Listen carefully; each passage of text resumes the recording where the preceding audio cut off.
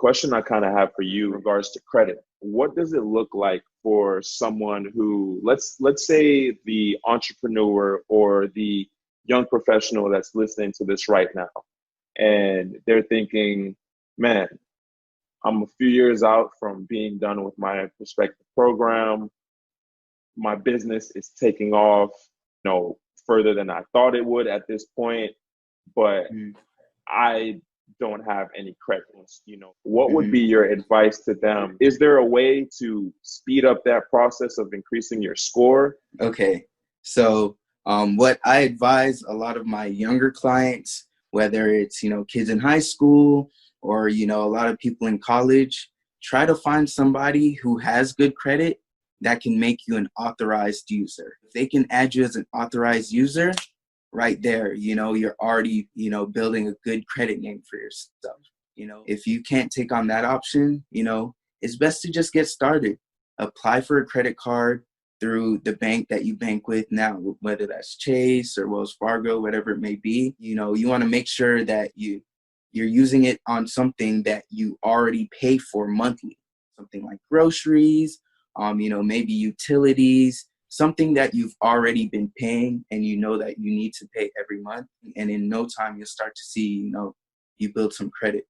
So with that being said, because we know we have our group of people that are thinking about purchasing a home, or I'm thinking about purchasing a car soon.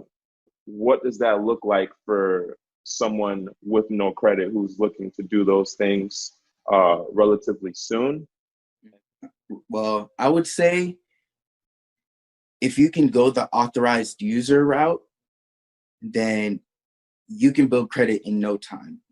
But, if you have to go, your own route and you kind of get a credit card and start building that up, I would say give it a year's time, make sure you don't miss any payments or anything like that. And then you can start seeking those, opportunities. Let's talk a little more budgeting and even in specific business budgeting, right? So say I got $1,000. What do I need to do with this? How would you suggest they go about that and utilize that to their advantage? Man, honestly, there's so many different ways you can use 1,000.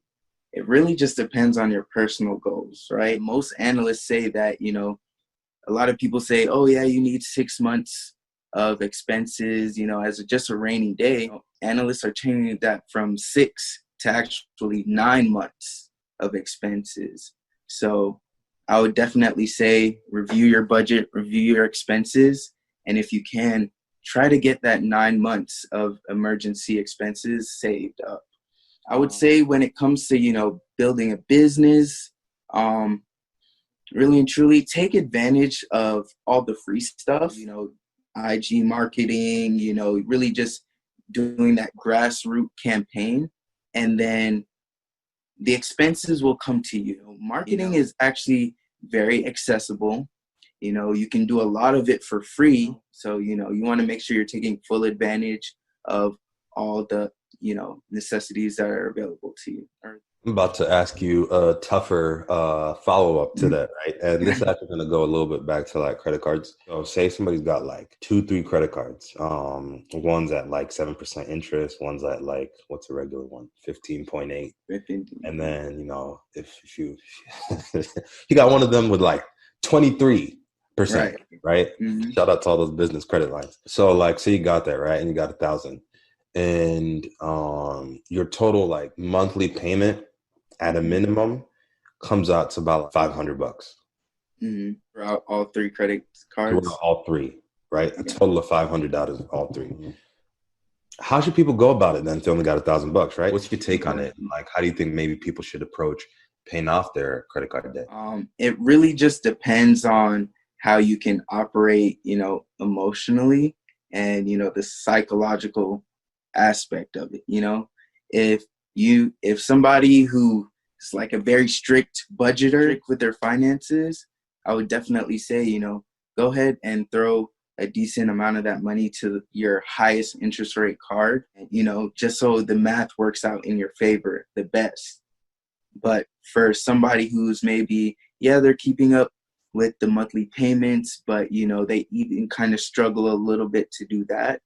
I would definitely say to take your time and focus on the card with the, you know, the smallest balance so that you can keep yourself motivated, you know? So if you pay off that card with the $200 balance, you know, you'll get that little dopamine rush, like, yeah, I'm making my way somewhere, and then move on to the next one, you know? So it's all about doing what's right in your situation. Um, with most people I've noticed, though, it's best to just start with the one with the least amount of balance on there so that you can, you know, keep yourself motivated throughout the months.